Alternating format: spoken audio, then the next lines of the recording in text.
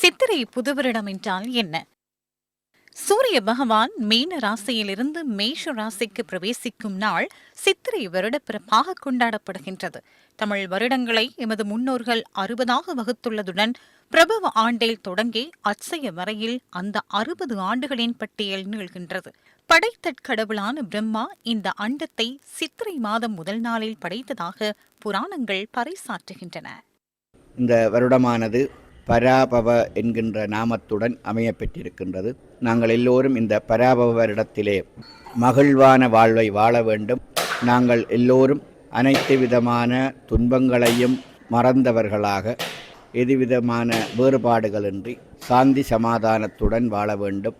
நோயற்றவர்களாக இருக்க வேண்டும். சந்தோஷமான வாழ்வை எதிர்நோக்க வேண்டும். கைவிசேடம் கைவிசேஷமானது காலை 9 மணி முதல் 11 மணி வரையும், பின்பு 11 மணி முதல் மாலை 2 மணி வரையும் வாக்கிய பஞ்சாங்கத்தின்படியும், திருக்கணித பஞ்சாங்கத்தின்படி நாளைய தினம் காலை 9 மணி முதல் 11 மணி வரையும், மாலை 11 மணி முதல் 2 மணி வரையும் அமையப்பெற்றிருக்கின்றது. கைவிசேஷத்தினை நாங்கள் இந்த வருடத்தின் ஆரம்ப நாளிலே நாங்கள் பெற்றுக்கொள்கின்றோம். காரணம், முதலில் ஒரு வருடம் பிறந்து நாங்கள் பெறுகின்ற இந்த கைவிசேஷமானது பெரியவர்கள் இறை ஆசிகளுடன் அதனை பெற்று வாழ்விலே வளம் மிக்கவர்களாக வாழ்வதற்காக இந்த கைவிசேஷம் வழங்கப்படுகின்றது. பௌதீக ரீதியாகவும் ஆன்மீக ரீதியாகவும் மாற்றம் பெறுவதை அடையாளப்படுத்தும் தமிழ் மற்றும் சிங்கள புத்தாண்டானது நாட்டு மக்களின் பிரதான கலாசார விழா என ஜனாதிபதி அனுரகுமார திசாநாயக்க தனது வாழ்த்துச் செய்தியில் தெரிவித்துள்ளார்.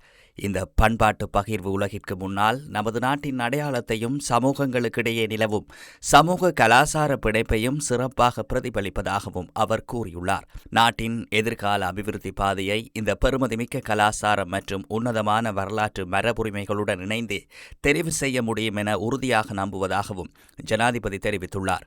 புத்தாண்டின் சடங்கு முறைகளில் வெளிப்படும் கூட்டு பண்பின் குணாதிசயங்களும் விழுமியங்களும் அந்த சில நாட்களுக்கு மாத்திரமின்றி முழு வருடமும் எமது நடத்தைகளில் பிரதிபலிக்க வேண்டும் எனவும் அவர் கூறியுள்ளார். கடந்த வருடம் முகம் கொடுத்த பாரி இயற்கை அனர்த்தத்தின் போது உள்ளக அதிர்வுகளுக்கு தாக்குப்பிடிக்கும் இயலுமையை இலங்கை உலகிற்கு காண்பித்துள்ள நிலையில் மத்திய கிழக்கு பிராந்தியத்தின் போர் சூழல் நிலைமையில் ஏற்பட்டுள்ள வெளிப்புற சவால்களை வெற்றி கொள்வதற்கு தேவையான வேலை திட்டங்களை அரசாங்கம் தற்போது நடைமுறைப்படுத்தியுள்ளதாக ஜனாதிபதி குறிப்பிட்டுள்ளார்.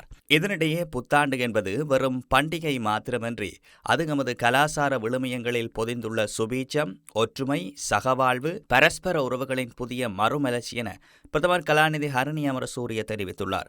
குடும்ப உறவினர்களுடன் இணைந்து சுப நேரத்தில் சுப காரியங்களை ஆரம்பித்து இந்த புத்தாண்டை கொண்டாடும் அனைத்து இலங்கை மக்களுக்கும் அமைதி, மகிழ்ச்சி, சுபீட்சம் நிறைந்த இனிய புத்தாண்டாக அமைய வேண்டும் என அவர் வாழ்த்து தெரிவித்துள்ளார்.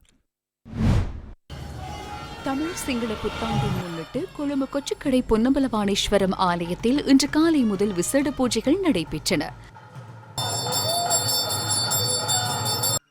பாடல் பெற்ற திருத்தலமான மன்னார் திருக்கேதீஸ்வரம் ஆலயத்திலும் தமிழ் சிங்கள புத்தாண்டை முன்னிட்டு இன்று காலை முதல் விசேட பூஜைகள் நடைபெற்றன.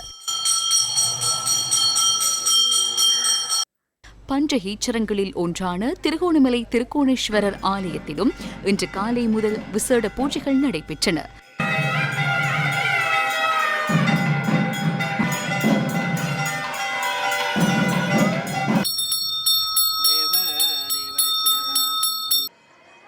பஞ்ச ஈச்சரங்களில் முதன்மை பெற்றதும் சக்தி பீடங்களில் ஒன்றானதுமான புத்தளம் சிலாபம் முன்னீஸ்வரம் ஸ்ரீ வடிவாம்பிகா சமேத ஸ்ரீ முந்தைநாதர் ஆலயத்திலும் பராபவ வருடப்பிறப்பை முன்னிட்டு சிறப்பு பூஜைகள் நடைபெற்றன. மட்டக்களப்பு ராமகிருஷ்ண மிஷன் ஆலயத்திலும் சித்திரை புத்தாண்டை முன்னிட்டு விசேட பூஜை வழிபாடுகள் நடைபெற்றன.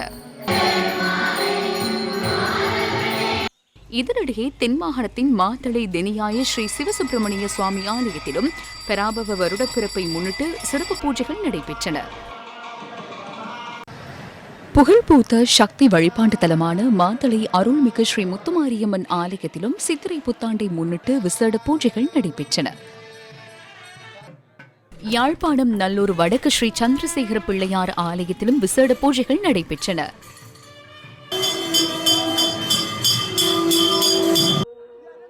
மட்டக்களப்பு படுவான்கரை பெரிய போரதீவு ஸ்ரீ பத்ரகாளியம்மன் ஆலயத்திலும் இன்று காலை விசேட பூஜைகள் நடைபெற்றன.